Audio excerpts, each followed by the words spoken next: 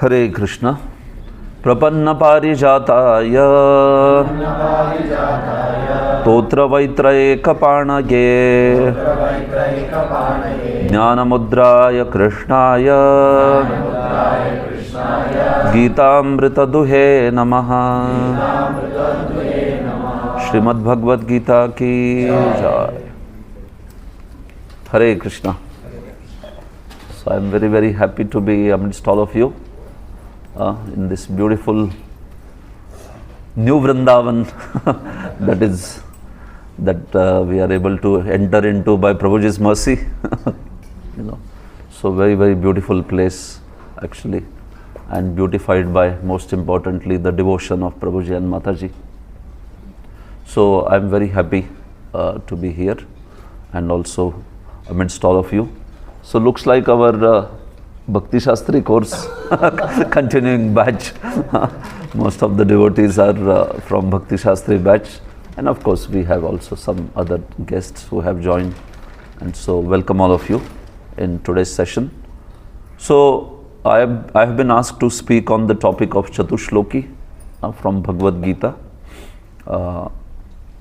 When I initially heard the topic, I was told that it is Chatuh Shloki Bhagavatam.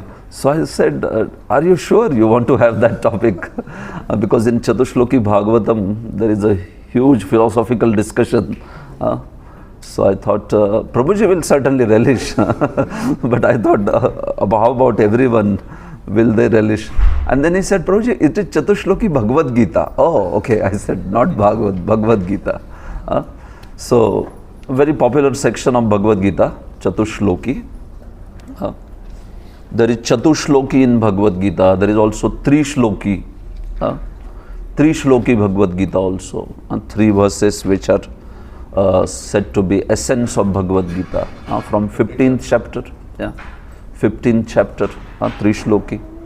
Chatuh Shloki are the popular verses from 10th chapter, Vibhuti Yoga, 10.8, 9, 10 and 11. And this is said to be Chatuh Shloki by Shripad Ramanujacharya. He himself calls it as Chatuh Shloki. Also by Baladev Vidyabhushan, Vishwanath Chakravarti. They have all accepted that these 4 verses are like the super essence of Bhagavad Gita. They have the contents which are elaborated in rest of the Bhagavad Gita. These 4 verses speak about Sambandha, Abhidheya, Prayojana, especially as per Gaudiya Vaishnava Siddhanta, the most important 3 aspects of learning a scripture, Sambandha, Abhidheya and Prayojana. So these 4 verses, they comprise of this. So it's a very wonderful section. See, Bhagavad Gita's structure you are aware of, right? Bhagavad Gita has 18 chapters. And in 18 chapters, there is first 6 chapters, then middle 6, and then the last 6. So the first 6 chapters, they talk about Nishkam Karma Yoga, primarily. See, whenever you name something, it is based upon the primary content in that topic. Pradhanyena Vyapadesha Bhavanti. In Nyaya, they say that Pradhanya se Vyapadesh means a nomenclature. So you give a name to something based on Pradhanya. What's the main topic there? It's not that the other topic will not be there, but that's the main topic. Just like, how many of you have been to Varanasi, Kashi? Prabhuji is from Varanasi. he hails from the place. Yes, thank you. So it is said that Kashi is the city of Pandits, like that. So it is not that everybody is a Pandita in Kashi, right? You can find some fools also there. You can find some super fools also. But when it is said Kashi is a city of Panditas, means what? Yeah, there are a lot of Panditas. There are a lot of learned people. Pradhanya. So Pradhanyena Vyapadesha Bhavanti. And you give the name based on most of the people, Like in rain, if lot of people are going with the umbrella, you will say छत्रिणः गच्छन्ति, छतरी वाले जा रहे. हो सकता है उसमें किसी के पास छतरी ना भी हो, right? But you will say छतरी वाले जा रहे, that way. So similarly in Bhagavad Gita, in the first 6 chapters, it's not that the only topic is Nishkam Karma Yoga. No, there are other topics also. What other topics are there, like we are studying? Bhakti Yoga is there. Karma Kand is there. Jnana is also there. Ashtanga Yoga is there, 6th chapter complete. But primarily it is Nishkam Karma Yoga. Because Nishkam Karma Yoga is spoken in 2nd chapter, in 3rd full, in 4th also, in 5th also. So this much is Nishkam Karma Yoga. Same way, then the next 6, they comprise of Bhakti Yoga. Bhagavad Gita's middle 6 chapters, what do they, what's the topic there? Bhakti Yoga is the topic. And then the last 6 chapters, they show the Jnana Yoga, or Jnana you could say. Within that, actually the 18th one, it is not even showing Jnana. 18th one is the conclusion of entire Bhagavad Gita. So you otherwise may wonder, Are Sarva Dharman Parityajya, is that Jnana? No, actually the 18th you can keep it as separate. What does Krishna do in 18th? He says to Arjuna that, okay, you have heard lot of topics now, so now let me summarize everything, Then he summarizes what he spoke from Karma Kanda, what he spoke from Nishkam Karma Yoga, from Jnana Yoga, from Ashtanga Yoga, and then finally he gives the conclusion in terms of Bhakti Yoga. In fact, at one point of time he says to Arjuna, so I have spoken all these subjects, so Vimrusheta Dasheshena Yathechasi Tatha Guru. Please contemplate on all this topic and do what you wish to do. Like that Krishna said. And the Acharyas explained there, and then Arjuna was thinking, oh, Krishna began with Karma Kand, and then he spoke Nishkam Karma Yoga. What does he want me to do? Like that Arjuna was thinking. So Krishna felt so compassionate on his student, and he said, Sarva Dharman Parityajya Mamekam Sharanam Vraja Aham Tvam Sarva Papebhyo Mokshayishami Mashuch. He repeated that instruction as the Charama Shloka of Bhagavad Gita with a great compassion. It is said that, the modern studies say that when the audience hears the speaker, they remember only 20% of what is heard, and God knows what 20%. It is said, right? The audience hears something, so 20% they remember. It may be relative. Somebody who is intelligent may remember almost everything also. It's possible. But then Krishna makes sure that Arjuna has heard the entire Bhagavad Gita, and he understood also conclusion. But Krishna is not even waiting for Arjuna to say something. Immediately out of great compassion, he finally gives the conclusion also. Manmana bhava madbhakto. He repeats all those verses again. And also Sarva Dharman Parityajya. So you can see the middle 6 chapters are Bhagavad Gita. Bhakti Yoga, Bhakti Yoga. And they are placed in the middle for a very important reason. Srila Vishwanath Chakravarti says they are placed in the middle because of 2 reasons. Atirahasyatvat and Ubhaya Sanjivakatvat. He says that because of 2 reasons. Because he says the Bhakti Yoga, by placing in the middle, it is showing that it is touching the Nishkam Karma Yoga also, and it is touching the Jnana Yoga also. So the paths of Jnana and paths of Nishkam Karma Yoga, they cannot survive without Bhakti. You have to have Bhakti also in those paths. So Ubhaya Sanjivakatvat, दोनों को संजीवनी दे रहा है भक्ति योग बीच में. And second is Ati Rahasyatvat. Like if you want to keep a very great jewel, so you keep it in a casing. So if you are keeping a very valuable jewel in the casing, so casing may have a lid and casing may have a base. So usually the material of casing is more valuable or what is kept inside is more valuable? ऐसे कभी देखा है क्या कि casing is golden and inside all plastic material is kept? People will say, what's going on?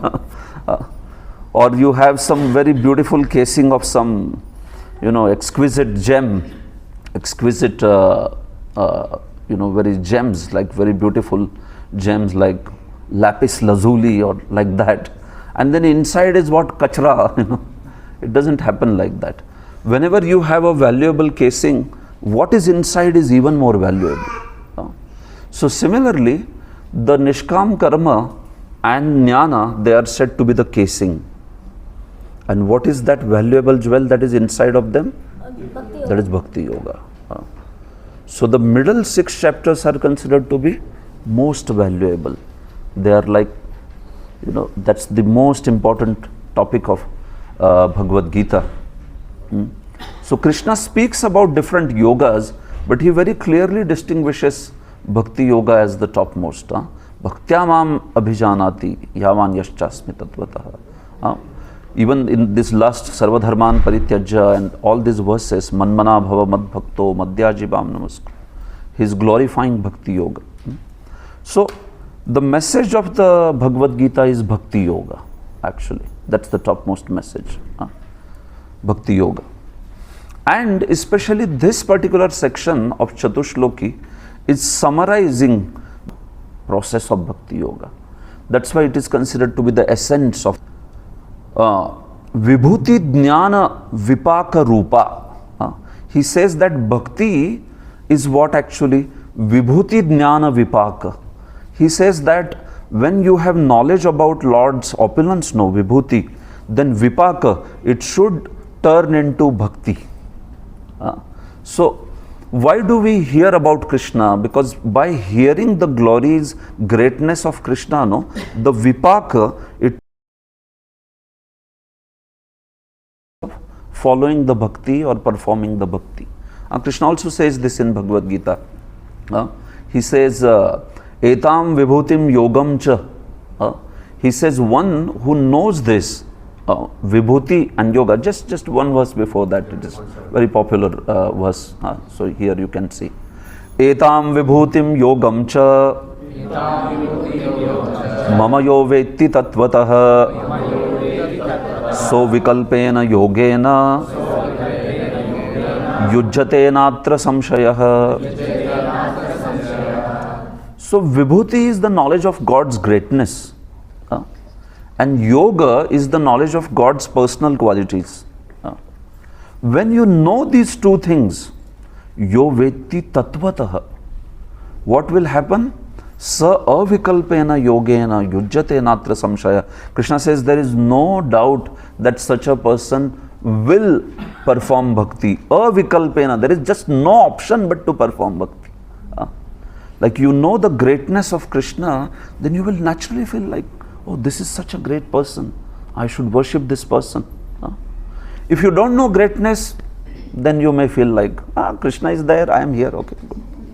Bhagavan, aap udhar hai, you remain there peaceful. My life is going on nicely here. But if you know his glory, right? Like suppose, Prime Minister was sitting next to you, but you never knew only. Suppose in some sports event or somewhere, who were you sitting next to? Prime Minister, but you never knew that he is Prime Minister. So the Prime Minister sat next to you and then he went away also. And you never knew only that he was Prime Minister. So similarly, in this world, people, if they don't know the glory of God, so they don't know then that how we should approach God, how we should approach Him, what is the way to please Him, worship Him, what can God offer me? So that's why this knowledge of greatness that is being mentioned, Vibhuti and Yoga, it's very, very important. Once you know that glory, then you can actually get so much benefit. So if you make friendship with Prime Minister, then you can get so much benefit, right? So what to speak of the Supreme Prime Minister? Prime Minister of Prime Ministers, Shri Krishna. Of course, by this we don't mean some material benefits. Bhakti is nishkama.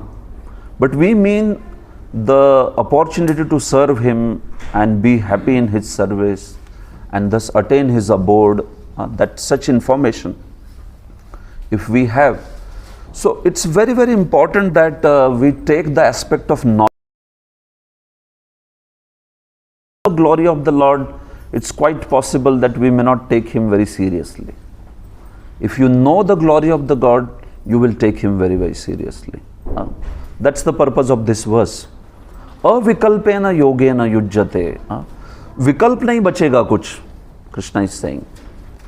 Non-optionally such a person would want to serve Krishna, because Krishna's such glory is being mentioned over here, this way. So you see that usually speaking, people may feel like, I like kirtans, I like eating prasadam. One seva everybody likes is eating prasadam, right? That is most wonderful. So somebody may like kirtan, somebody may like eating prasadam, somebody may like other services. But when it comes to the knowledge of Krishna consciousness, that aspect, somebody may feel like, Arey, bahut pad liya, we studied already so much, now why should we study? But it's not like that. If you study, then you see you will find joy in every bhakti process. More we understand Krishna's glory, more you will enjoy service of Krishna. That's how it is. So that's why in the beginning of this section, Krishna is setting the point very straight, saying that why of Krishna this way. See, there are three mentalities. You must have heard this. Prabhupada speaks about three mentalities. There is the mentality of cat, marjar. There is the mentality of monkey, markata. And there is mentality of kuparajju, well and rope. So some people, they have mentality of marjar, meaning cat.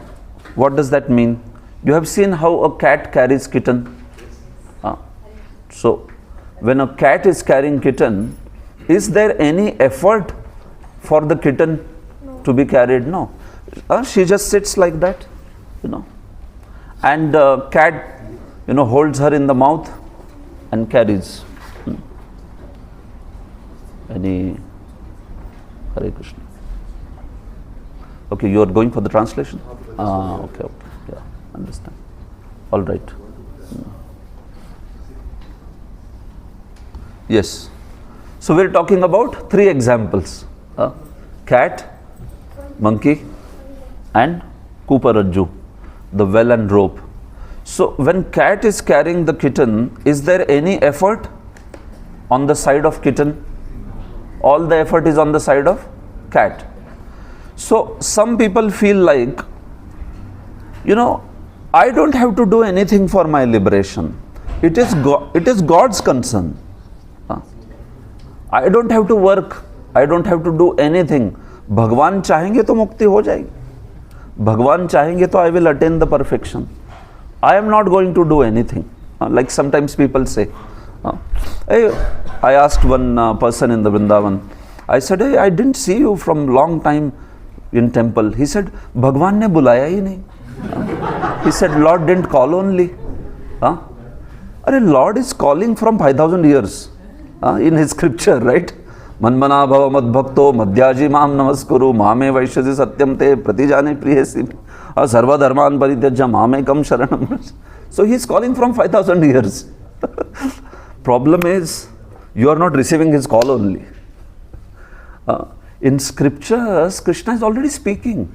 Bhagavad Gita or scripture is like love letter of Krishna to the jiva. It's like Krishna is sending his love letter to the living entity. But the living entity, that's all of us, we are not ready to read that letter only. And then we feel like, Bhagwan bulayenge to aayenge. If Lord calls, then I will come. So sometimes there is that mentality. The other mentality is where you see a baby monkey being carried by a mother monkey. Where, in Vrindavan, a lot of monkeys. If you come, you also must have seen, right? And they are like amazing monkeys. They have got trained in a special way. Like they will take your specs And if you want them back, then you have to give them fruity. Fruity only, they want that brand. They don't accept any other brand. Brand conscious, yeah, they are fruity. One time he took like these packs 3 times they have taken. So then I started keeping fruity packs. Okay, take this. Then he gives back, like that. So in Vrindavan, so you see that these monkeys are there. So when they are jumping from one tree to another, the baby monkey holds on to the mother monkey.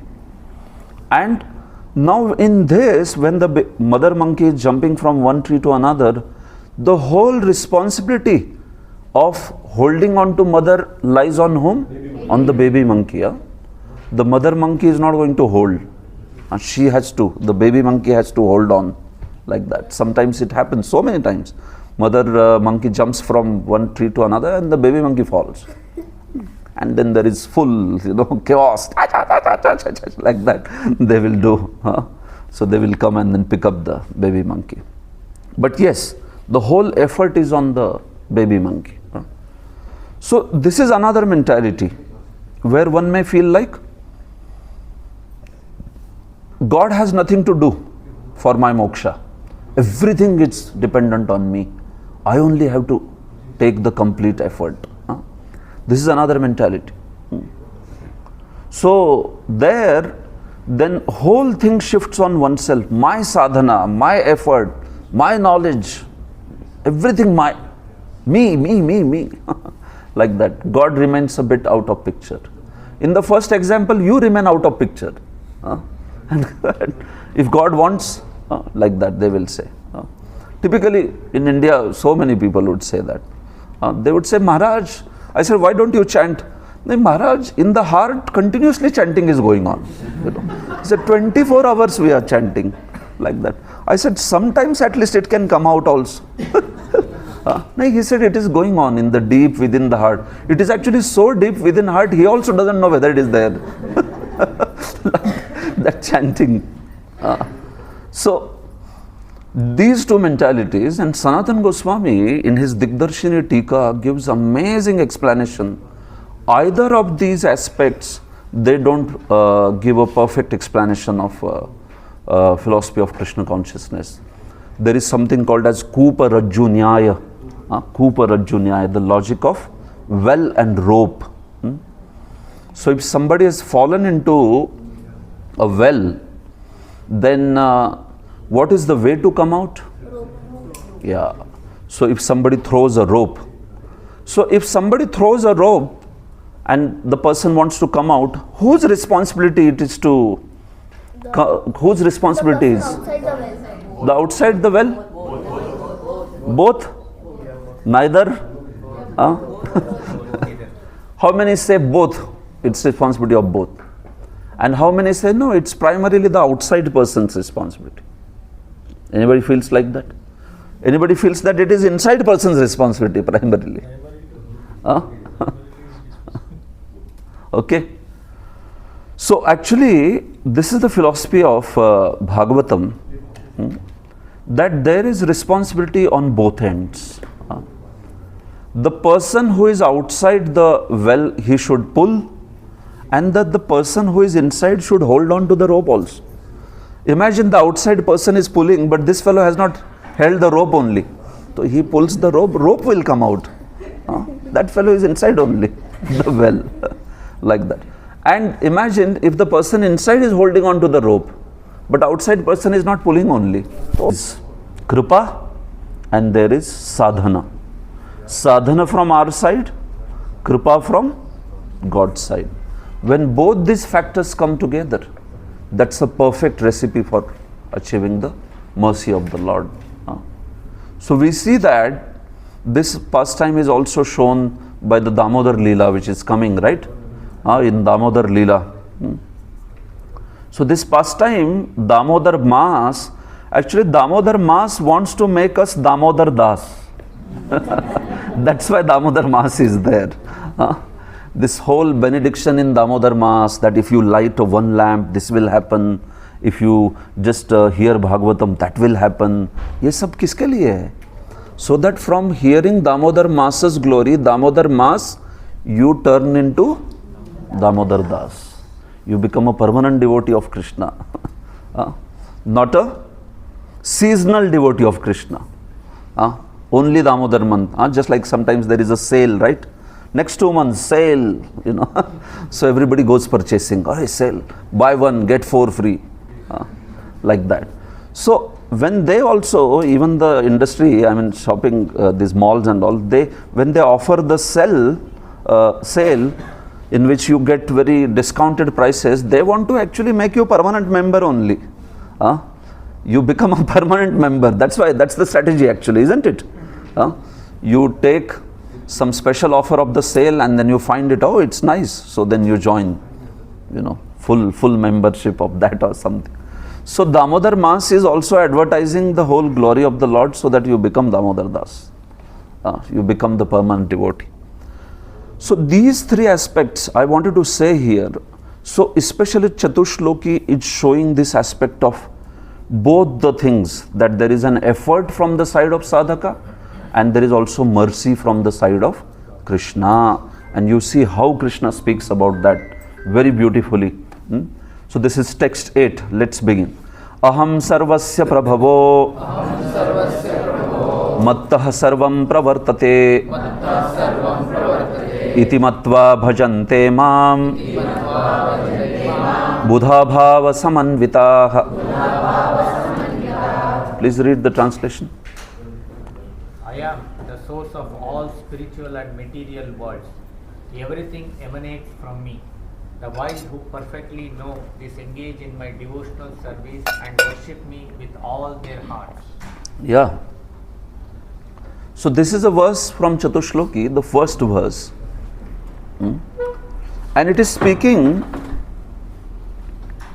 it's basically a summary of the entire Chatuh Shloki. This verse is like the root verse, and then the next verses are extension of this. What does Krishna say? Aham sarvasya prabhavo. He says that I am the source of all that exists. Mattah sarvam pravartate. Everything emanates from me. So does it appear like Krishna is repeating the same thing? Aham sarvasya prabhavo. Mattah sarvam pravartate. You already said something, that aham sarvasya prabhavo. I am the source of everything. So what does mattah sarvam pravartate mean? Actually, mattah sarvam pravartate means everything is under my control. Everything operates under me. That is mattah sarvam pravartate. So Krishna is not doing punarukti here. He is not doing redundancy. Aham sarvasya prabhavo means everything emanates from me. I am source of everything. And mattah sarvam pravartate means everything also is under my control. It operates also under me. So, in Western world, there was a philosophy called as deism. You have heard deism. Theism, you have heard theism, theistic philosophy. Atheism. Similarly, there is deism also. D-E-I-S-M. So, deism means that God created the world, but it became so much out of control that he ran away. And he said, he left it to people. Bhai, tum log karo jo karna hai, main ja raha hu. That's the philosophy of deism. God created the world, but it is not under his control. So he just like you make a watch, and then that watch keeps running itself. Then the watchmaker doesn't have to be there, continuously monitoring. The watch may go 4,000 miles apart and it may run there. So similarly, they say God created this world and then he just left the world, abandoned it completely. As if he got frustrated or something like that. So they say God does not control the world. He only created the world. This is the philosophy of deism.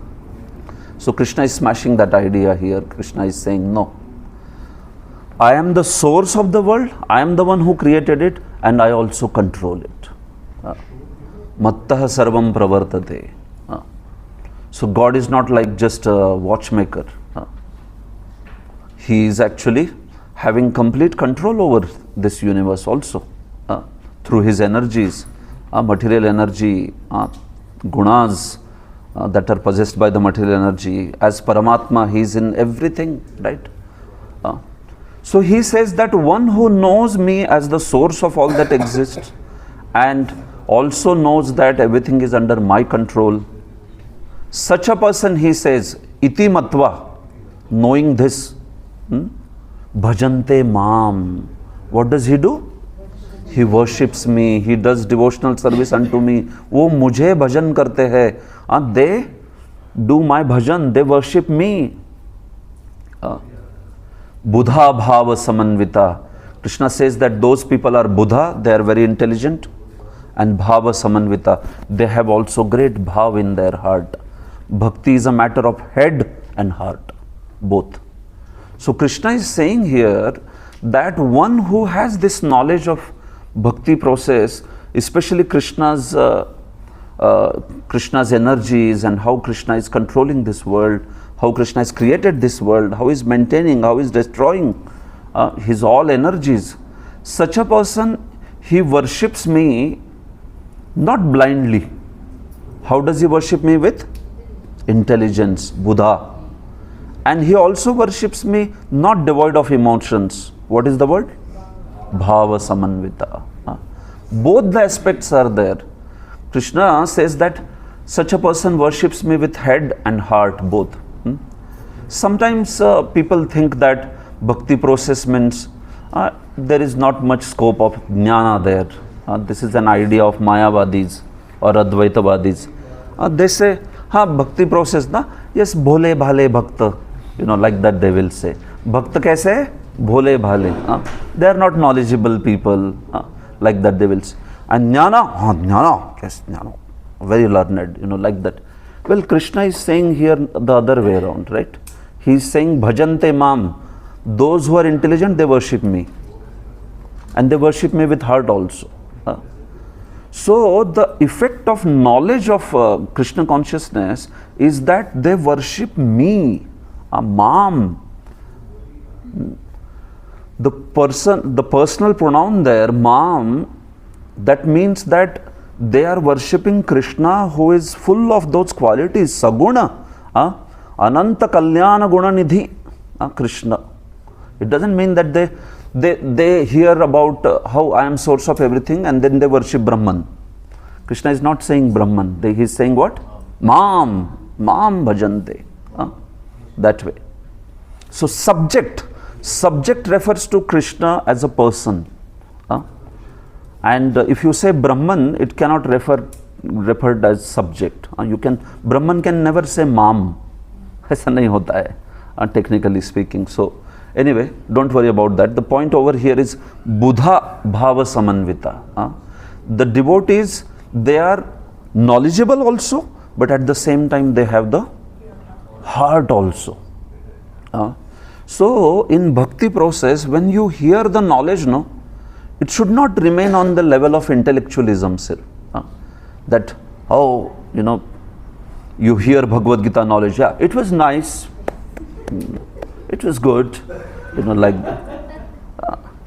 there was this philosopher called J. Krishnamurti, and in his classes, he would speak such sophistry, such sophisticated philosophy, and everybody would sit with tie and and they would say, it was good, it was quite reflective.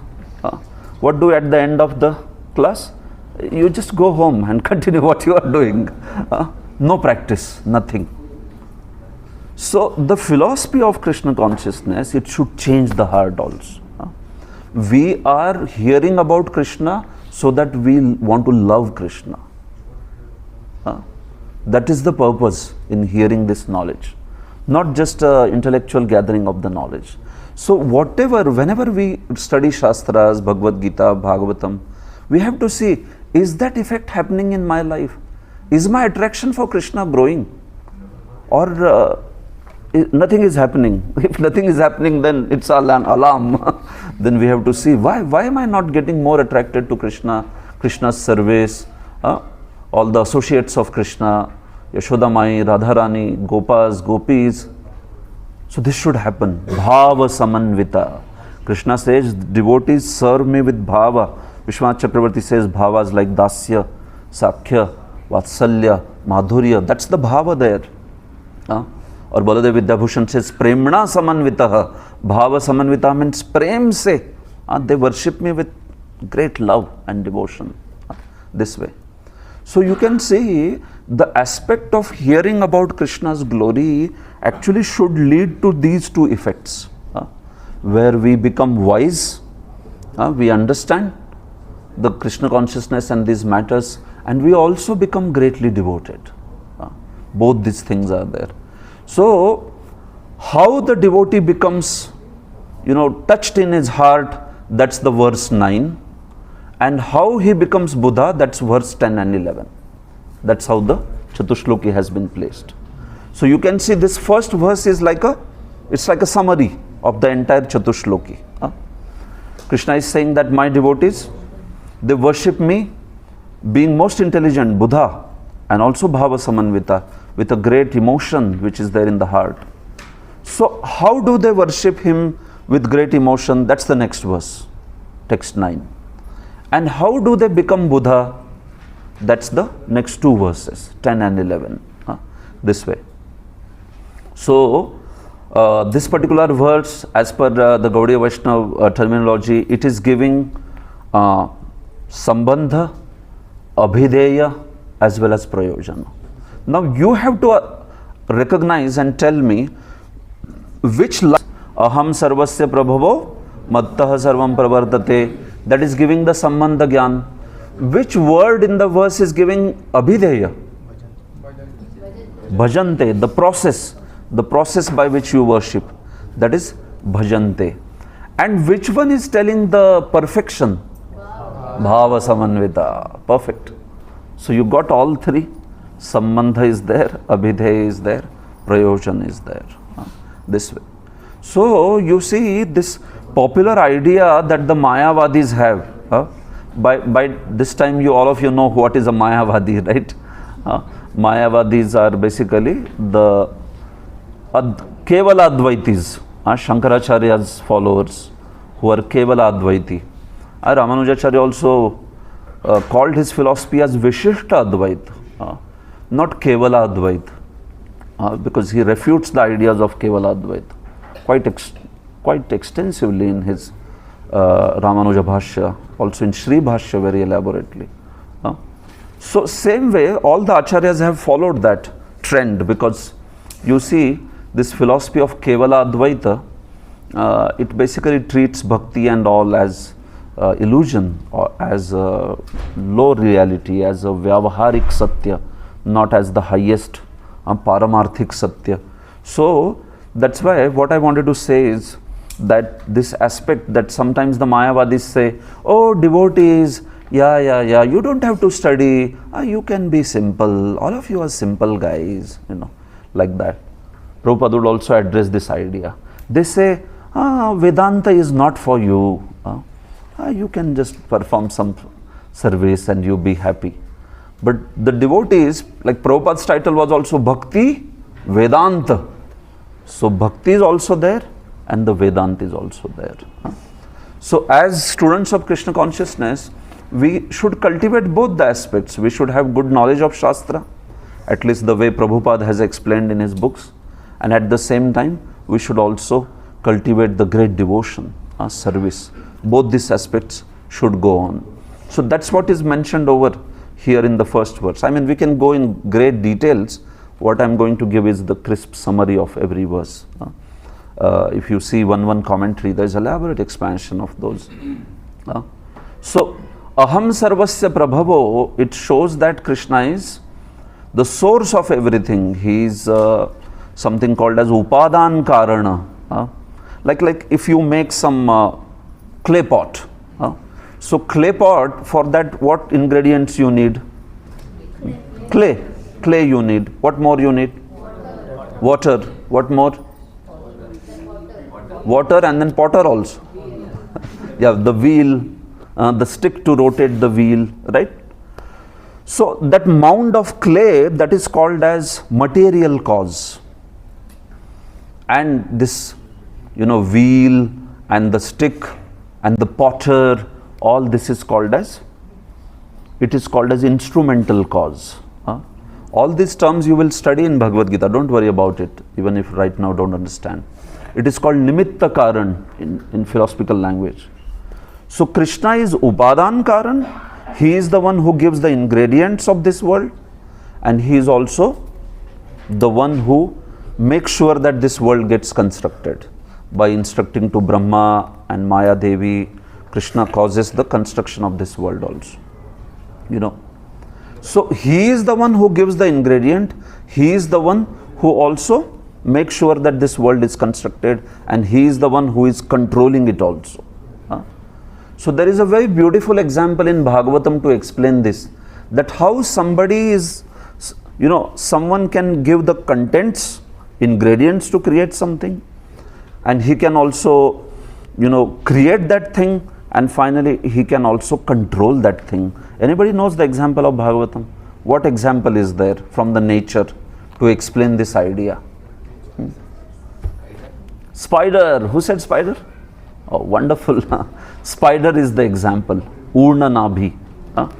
See, when a spider weaves his web, where is that material of the web coming from? Is he having some vendors? He's getting from vendor. Hey, thoda bhej dena. Like Kevlar or something.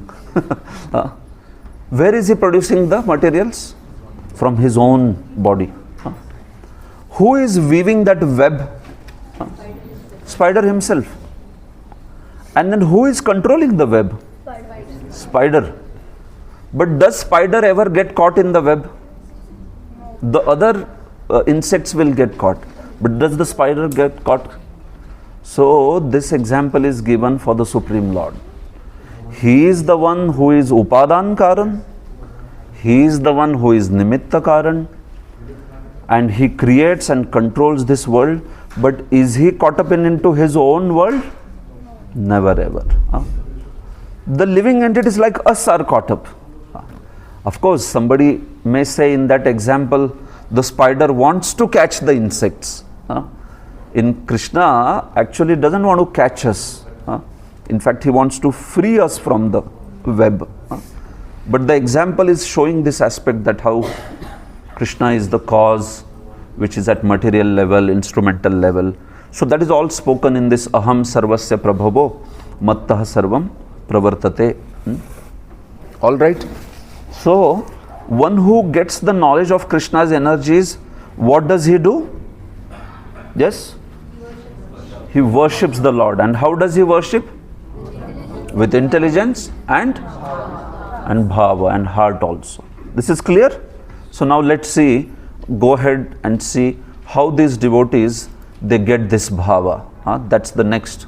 So Prabhupada in purport, he has quoted extensive, very impressive verses from Atharva Veda and all these other scriptures to tell how Lord Krishna or Narayana is the one who is right from the beginning, source of everything.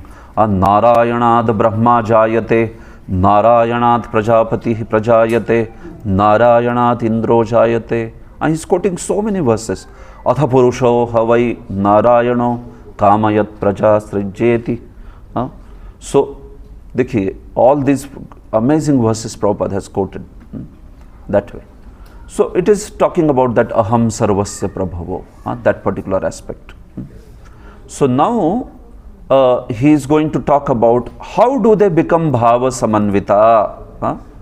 So, now you tell me, if this verse is speaking about Bhava Samanvita, the process by which they become Bhava Samanvita. So what is this verse speaking then? Is it speaking Sambandha, Abhideya or Prayojan? Abhideya, because the process. And then it is also talking about they become Bhava Samanvita, which is the perfection. So that is, then it is also talking about Prayojan. So this verse is talking about Abhideya and Prayojana. So let's read. Mat chitta matagata prana bodhayantah parasparam kathayantascha mam nityam tushyanti cha ramanti cha. Yes. Yes, please read. Someone read. The thoughts of my pure devotees dwell me, their lives are fully devoted to my service, and they derive great satisfaction and bliss from always enlightening one another and conversing about me. Yeah. So you can see, how do these devotees become bhava samanvita? Ramanti. That Ramanti shows the nature that bhakti becomes extremely delightful to them. So how does that happen? What is the process? So process is explained. Mat chitta, the devotees always think of me. Mat chitta. Mad gata prana. In fact, their lives depend on me, Krishna says. Meaning they love discussing about me so much, as if their life depends on that. Amazing, no? How many times we discuss Krishna Katha like this, that my life depends on this. We may be, discussing Krishna Katha or hearing, and then Hare Krishna, and then Katha is going on. After some time, like initially we are very enthusiastic, right? Sattva guna is very strong. You have very nice, wonderful, like that. And then after some time, I don't know, Prabhuji, looks like Prabhuji is not going to end on time today. He will extend, looks like that. After some time, even more, tamoguna may come. Like that. And then devotees say, Hare Krishna, Krishna Krishna, Hare Hare, Hare Ram, Ram Ram, Hare Hare. And then we may be, a point, no, it was very nice. Like that. Or sometimes it happens that somebody is sleeping and some joke happens. Everybody laughs. And then this devotee is like, he also laughs. Although he never heard the joke. Because odd man out. Right? That way. So, Mad Gata Prana. Vishwanath Chakravarti says, Anna Gata Prana Nara. He says, the men, human beings, it is said that Anna Gata Prana, that their existence depends on Anna. So similarly, he says, Mad Gata Prana means devotees of Krishna feel like Krishna Katha is my life. If I don't do it, then I will die. I will lose my life. Like that. Like how Anna is so important, right? You can see that on Nirjal Ekadashi day. How Anna is important, right? Every devotee's face becomes like lotus face on that day. Nirjal Ekadashi. Especially next day morning, you see. Hari Bol, Hari Bol. Like that. You say, Hare Krishna, Prabhu. Hare Krishna. Like that. So without water and food, it's like practically you are losing the life. It becomes like that. 6 o'clock is usually Nirjal Ekadashi next day. 6 o'clock only you will see brahmacharis by taking plate first in the prasadam hall. They'll say, hey, where is prasad? He'll say, Prabhuji, it's at 6:30. You start immediately, like they will say first plate, Prabhu, 5 o'clock only they take plate out in the morning. I'm telling you, it's a fact. It happens like that. So Annagata Prana Nara. It is said that the pranas depend on the anna, the food. Otherwise pranas become so weak. It is like, the person becomes. So similarly he says, the devotees, they do Krishna Leela, Krishna Katha discussion like their life depends. Understood in bhakti. Svai svai hi anubhutam. Aapka jo hai, you can share what I understand from this verse, whatever little. And Krishna is very happy with that kind of discussion. Krishna is very happy when he sees his devotees discussing his glories. Naham tishtami vaikunthe yoginam hridayeshu va tatra tishtami narada yatra gayanti madbhakta. Right?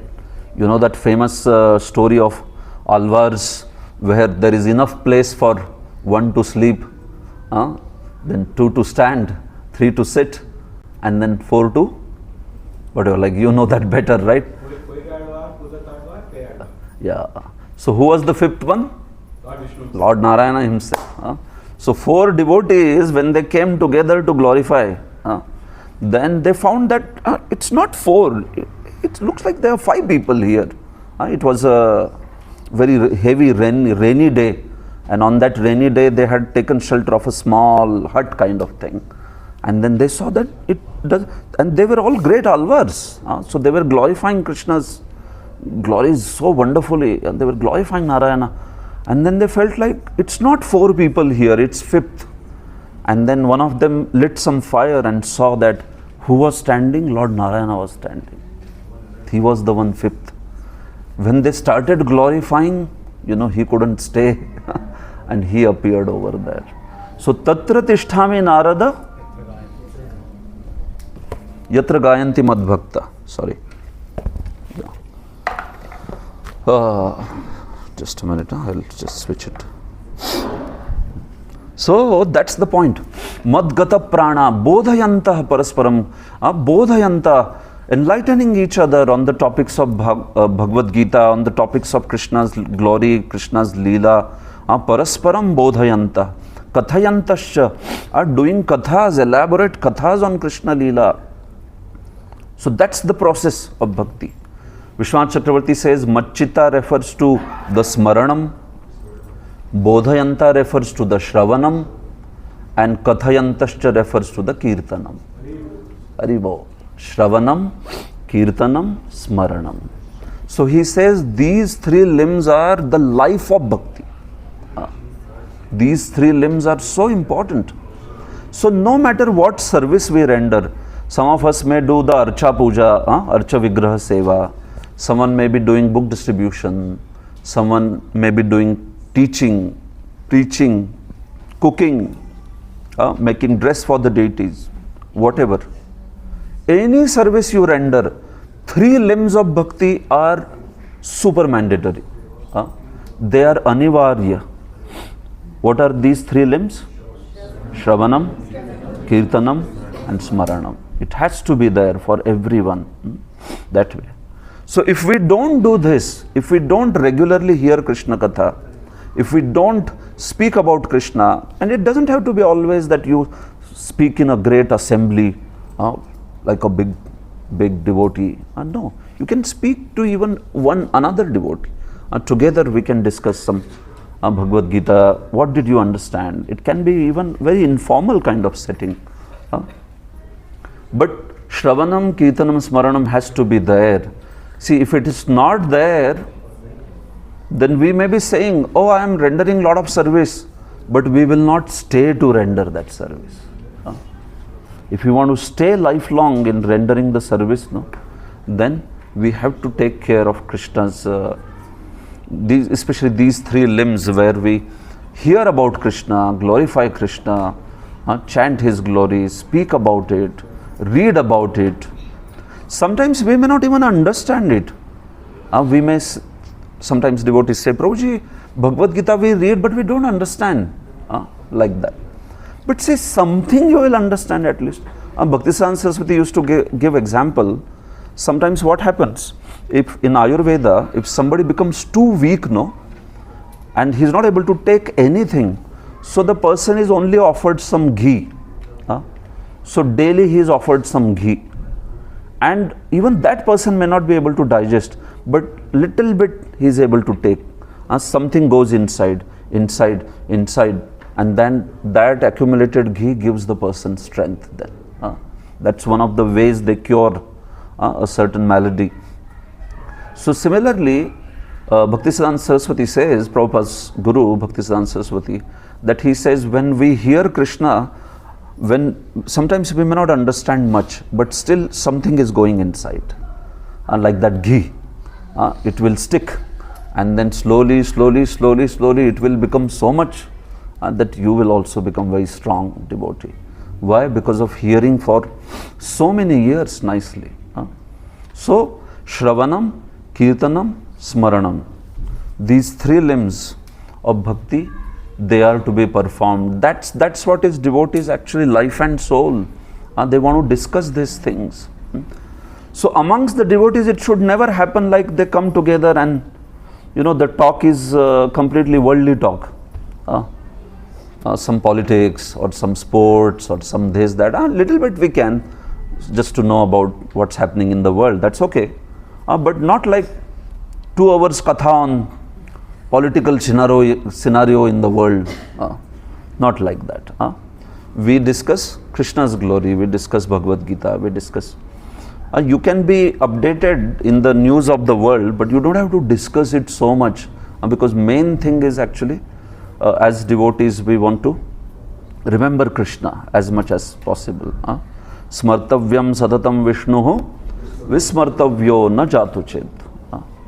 So these two rules, are the most important rules in bhakti. What's happening? Okay. So this is how kathayantascha mam nityam tushyanti cha ramanti cha. So when devotees do this, then it is said tushyanti, they feel a great satisfaction, tushti. So if in our bhakti we are missing the satisfaction, or we feel that we are not very, we are missing satisfaction, we feel dissatisfied, then this is the root cause. We have to see how much we are in touch with sound vibration, pure sound vibration. Are we giving time for Prabhupada books, reading Prabhupada books? Are we giving time for, hearing from the devotees? Our systematic study of Shastras like Srimad Bhagavad Gita, Bhagavatam. Right? Even in the sports, if some person goes in a bad patch, they call it like cricket. Before coming to Bhakti, I was also playing cricket, like that. So by Prabhupada's mercy, it's best. He saved me from cricket, otherwise I would have become cricket in the next life. The cricket insect, the cricket, because too much of absorption in cricket. So by Prabhupada's mercy, then, what happened was that absorption, it's not like we are criticizing cricketers.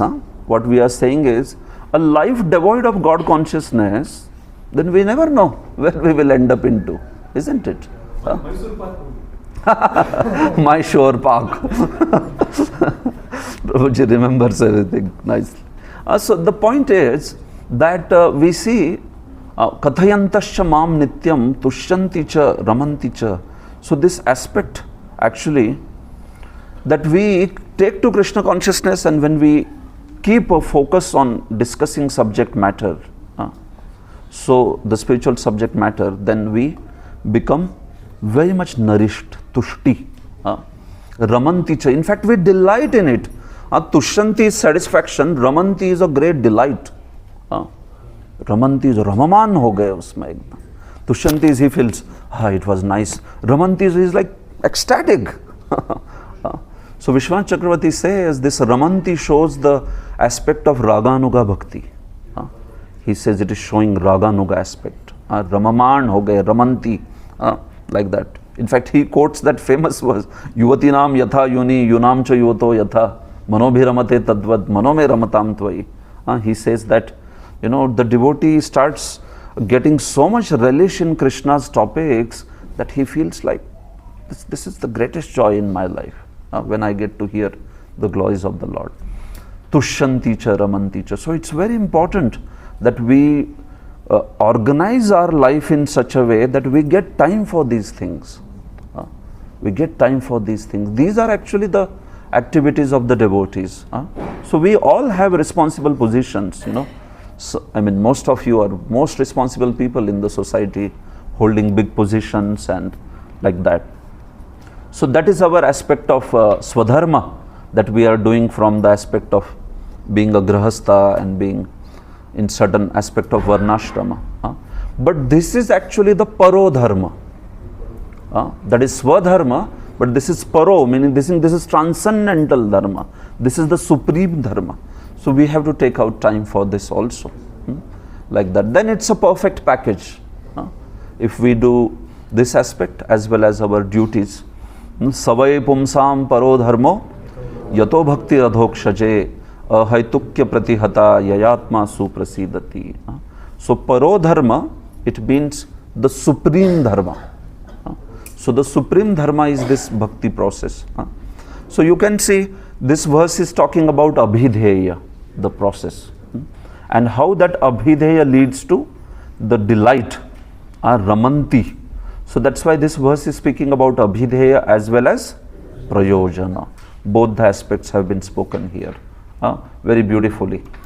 Tushyanti cha ramanti cha, Ramanujacharya says, Vakta tushyanti, Shrotaraha ramanti. He says that Tushyanti, the speaker is very satisfied. I spoke on Krishna's glories today.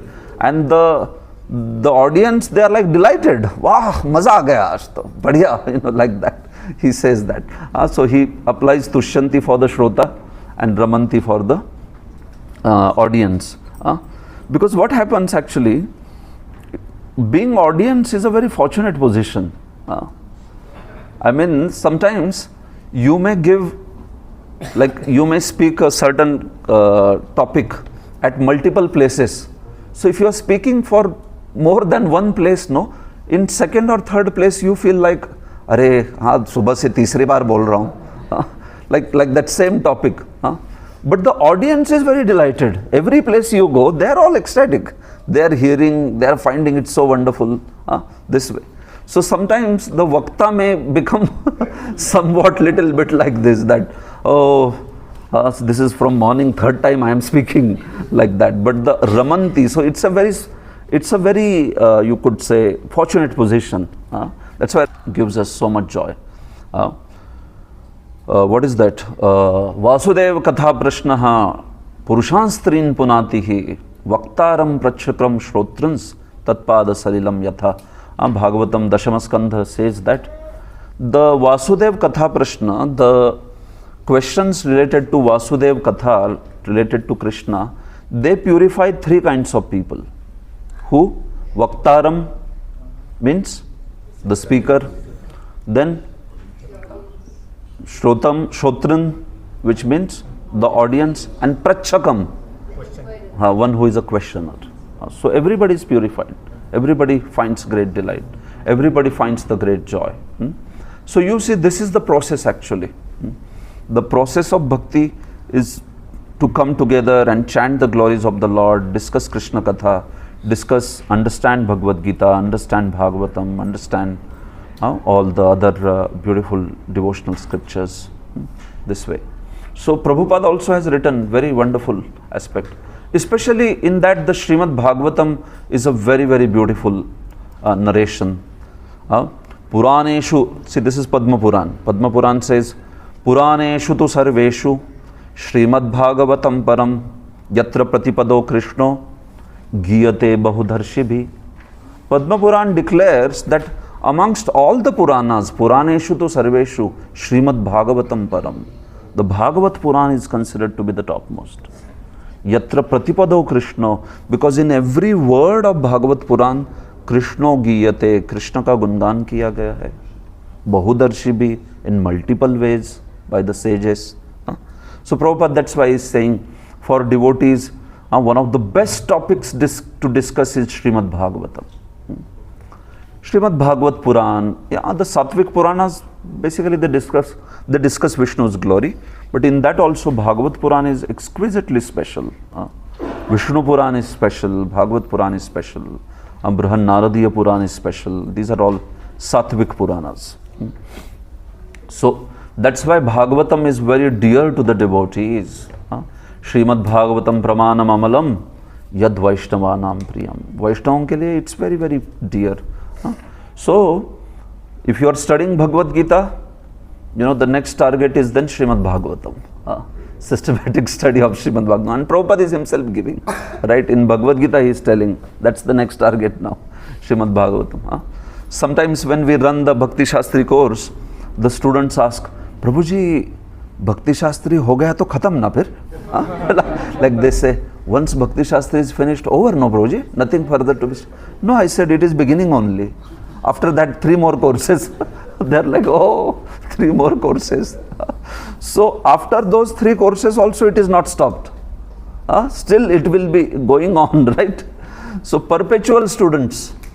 In Bhakti, we are perpetual students, like that. But only thing is, how it is special is, although you are perpetual student, but you also become teacher.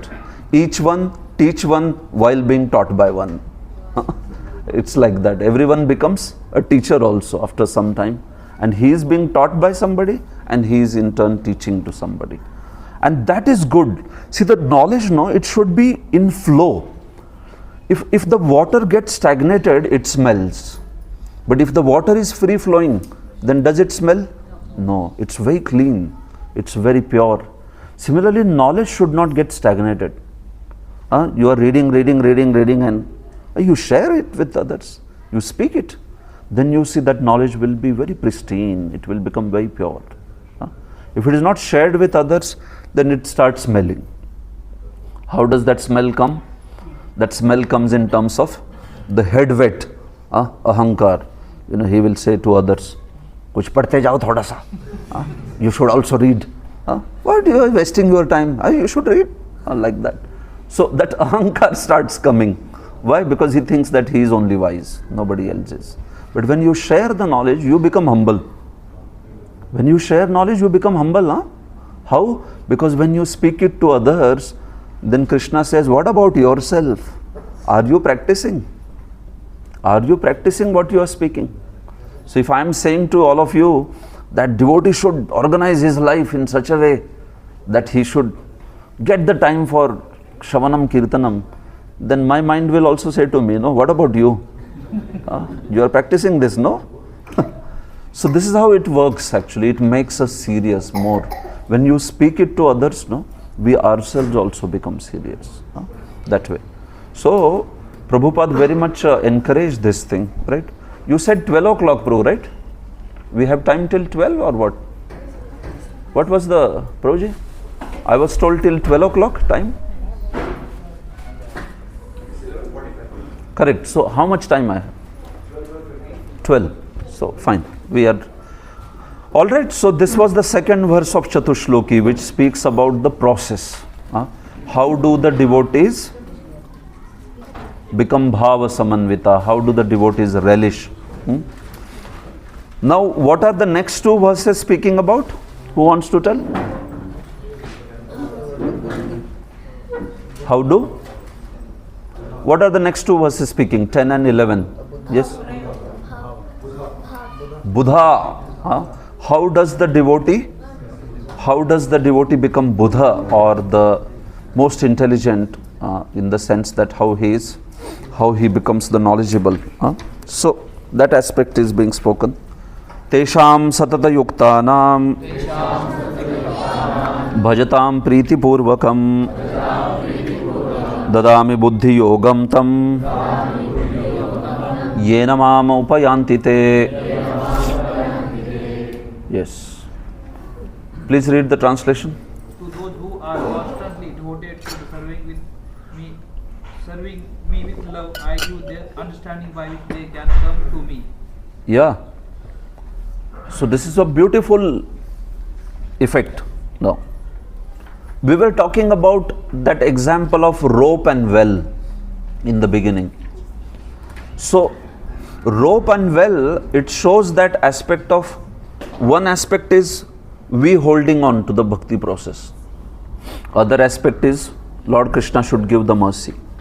So now can you tell me, when we talked about the last verse, which was Kathayantascha Bodhayanta Parasparam, is it speaking about one's own efforts or Lord's mercy?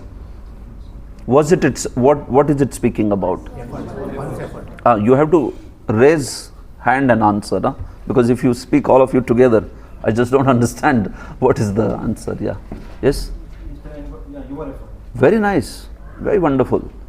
It's talking about one's own effort, because you have to give time for Shravanam, Kirtanam, Smaranam and all that. Now, the next two verses, they will speak about Krishna's reciprocation. How does God give His mercy? When you put the effort, you hold to your end of the bargain by holding on to the rope, then Krishna will pull also. See, when Krishna, if He gives up pulling, then we cannot come out. And similarly, when we give up rope, then also we cannot come out. So we giving up the rope, what can it be compared to? It can be compared to becoming neglectful of following regulative principles, chanting 16 rounds. When we become neglectful to that, so it's like we are only giving up the rope. So Krishna is ready to pull, but hum nahi chhod di. So only rope is coming out. You are inside only. But can it happen that Krishna only leaves the rope? That is very scary, no? You are holding, but Bhagavan ne rope chhod di. Does it happen like that? When does it happen? Very nice. If we do Vaishnava aparadh, then Krishna doesn't drop the doesn't drop the rope, but he keeps it like that. He just holds like this. This fellow is doing Vaishnava aparadh, so he will stop the pulling. He will not drop the rope because he is like so merciful.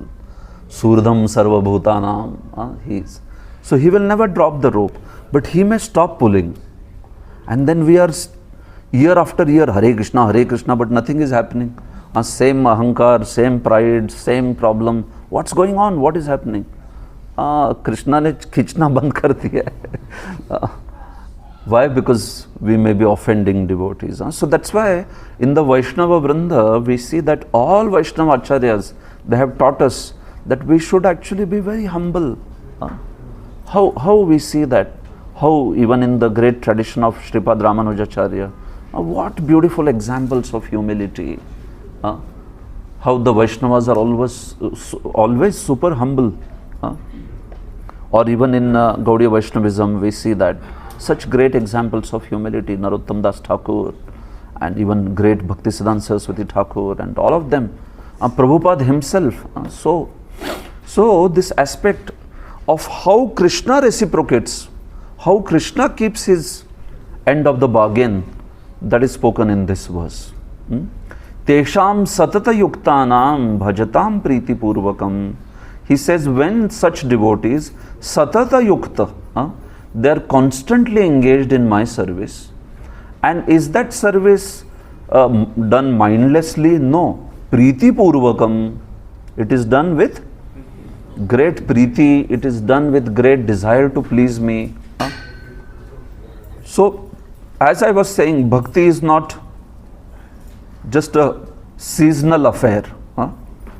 Chaturmasya mein bhakti karne ki. Sometimes people feel like that. Chaturmasya is coming, so I am also going to follow bhakti. Chaturmasya over, bhakti also over. Satata yuktanam, Krishna is saying. Satat. You may utilize Damodar Masa's special sale, but you have to become Damodar Das. You have to be a permanent devotee. That's how. So that is Satata Yuktanam. We are not seasonal devotees. We want to be seasoned devotees. Not seasonal devotees. Seasoned, you understand? Seasoned means those who are veterans, who are experienced, right? Like we have here veterans who are staying in Kuwait for so many years and have done such extensive service. Prabhuji also has done extensive service for the Lord. So that is Satata Yukta. Right? Fair weather devotee, you have heard that term. Fair weather. When the weather is fair, he is also very fair. When the weather is harsh, he is not to be seen. He is disappeared like that. So we don't have to be fair weather devotees. We want to be Krishna Prityartham Karomi. Whatever I do it for the pleasure of Krishna. That's a typical sankalpa that we.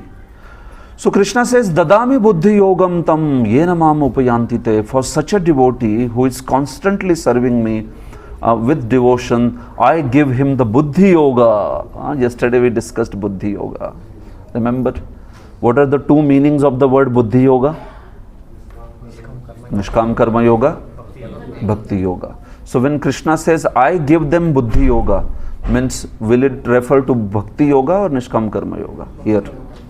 It will refer to bhakti yoga.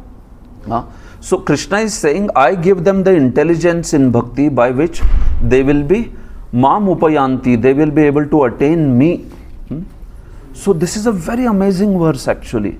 Sometimes a devotee may not be very intelligent. He may not be a brilliant devotee. But Krishna is saying, Aham buddhi yogam dadami. I will give him the intelligence. So if Krishna only decides to give intelligence, who can stop them? Right? And it is said that if God wants to give you, Lord wants to give you, He can give with 100 hands. How much can you hold? He starts dropping everything. And He has 100 hands, so if He wants to take, how much can you hold off? He can take, if He wishes, He can take everything like that. So the point is, we are grateful to that Lord because He is the one, by His mercy, even if we may not be very intelligent, He is ready to give that buddhi by which we can attain Him. So we should never ever feel that material talents are needed for performing bhakti. Not necessarily. When we are preaching Krishna consciousness, we don't say that, right? Only those from IIT. You have a degree from IIT, like that. No IIT, no entry. Get lost. We don't say that, right? Or do we check the salary slips of people at the entrance of our gate? No. Only Mr. and Miss Universe allowed, nobody else. We don't say that, right? So we don't check this criteria. Why? Because see, the point is bhakti does not need material qualifications.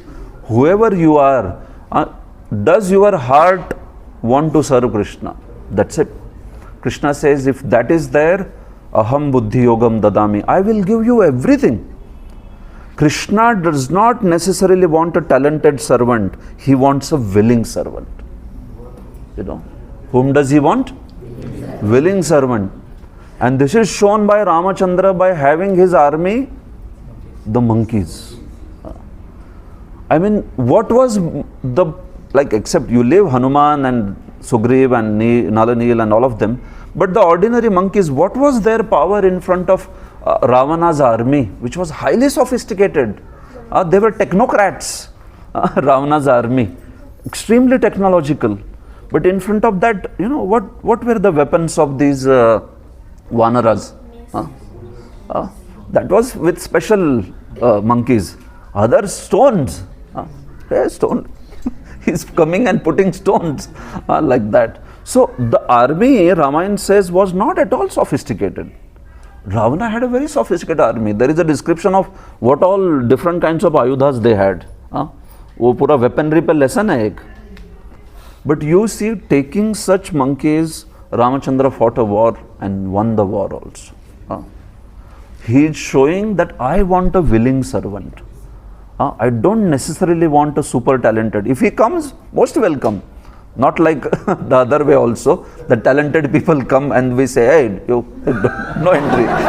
Not like that. No, in Krishna's service, we want the most talented also. When Prabhupada was in UK, he said, hey, George Harrison, you have to get George Harrison. They were part of the Beatles, the most famous music band ever, Beatles. So 4 of them were there, and in that George Harrison was a little bit inclined towards spirituality. So when Prabhupada told his disciples, he said, we want George Harrison to come in our program. And they accomplished it. He became a devotee. You can see. So we want most talented people in Krishna's service. And we want the others also. We want everybody in Krishna's service. The point is we want willing servants. So anybody who is willing, Krishna is ready to give buddhi yogam, by which such a person can attain me. So this is such a reassuring verse from Krishna actually, where Krishna says that I will give buddhi. So these Mayavadis or these Kevaladvaitis, these people say that, oh devotees, if they don't have jnana drute kutah moksha, ज्ञान नहीं होगा तो आपको कहाँ मोक्ष मिलेगा? How will you attain? But come on, we also agree with that. But can Krishna not give the jnana? If somebody is performing bhakti, he can give the complete jnana. It is possible. He can bestow the jnana, provided the devotee is very sincere in the practices of bhakti. Krishna can give all the knowledge. Like we hear that story of South Indian Brahmana.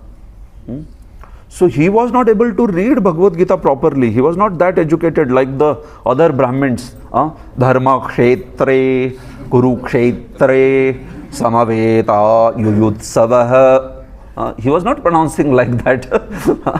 In fact, he didn't know. He had a lot of problems in his pronunciation and all. But Lord Chaitanya saw that by his recitation, tears were coming out of his eyes. Not that I don't know Sanskrit, not because of that. Tears were coming out remembering Krishna and Krishna's love for the Partha Sarathi. So you see, what I want to say is, it's not that we are saying from tomorrow don't come in Bhakti Shastri course. We are not saying that. Please come in Bhakti Shastri course and study nicely. But we are saying even if a devotee, he does not have that talent or that much intelligence, remember that Krishna can bestow full mercy by which even a simple devotee can become great. There is a Prabhupada disciple named Kushakrit Prabhu. You have heard of him? Kushakrit Prabhu, when he became a devotee, he was a little bit crazy. He was known as Crazy Peter, and that was his name. Because Peter was a little bit crazy. So in Western world you can understand. So Crazy Peter, when he became devotee, he was very sincere devotee. But he was not very intelligent, he didn't understand anything much. So devotees used to say, hey, wo Crazy Peter ko bolo usko. He will do it. If something which was like nobody, you wouldn't get anyone to do it, it was like very simple thing. So then they will tell to Crazy Peter, wo kar dega, theek hai. And all important services the devotees would take, but some services is like ye stool idhar se utha ke udhar rakh dena hai, Crazy Peter, usko bolo, he will do it. So this Crazy Peter, it so happened that one day Prabhupada arrived, so all the devotees went to receive Prabhupada, and there was nobody in temple except Crazy Peter and another who was doing the deity worship. So some guests arrived in temple and somebody needed to talk to them, speak them about Krishna consciousness. So Pujari said that, Crazy Peter, I have this service, so you have to speak to this guest. So he said, no, I cannot speak. I never speak. I can lift the stool from here and keep it there. You don't ask me this service. He said, nobody is there only, what to do? Can you do deity worship? No, that also I can't do, because he was not Brahman initiated. So there was just no way, nobody else. So he gave a class to the guests, and he gave such a beautiful class that this person who was hearing inside, the deity man, he was shocked. Is this Crazy Peter? 2-3 times he came out and saw, who is speaking exactly? And he said, Crazy Peter is on this. Because Crazy Peter used to hear very carefully, although everybody thought him crazy that way. So then when temple president arrived, he told, Prabhu, this Crazy Peter is such a speaker. He said, and temple president said, what? Really? He said, did you get enough rest? No, he said, no, I'm fully awake. I'm telling you, this Crazy Peter spoke like that. And then next day temple president asked him to speak, and he was stunned to see his knowledge. Because all these years he had been hearing very nicely, and it had all been absorbed. So much so that this Crazy Peter went on to become Kushakrit Prabhu, who became a very great Sanskrit scholar and translated 70 books of Acharyas in English language. You can imagine what kind of effect. He was considered to be crazy. He translated Sanskrit scriptures into English. He became so learned. Kushakratha Prabhu, you can see his books are translated, available. So Krishna can give. See, if Krishna wants to give, who can stop, right? Lord can make anyone into the most intelligent devotee. So I am just ending now, the last verse. So this is why it's very important. The qualification in bhakti, Prabhupada writes so beautifully. You can see the qualification is that a person always engage himself in Krishna consciousness and with love and devotion render all kinds of service. That's the qualification. Rest of the qualifications will come.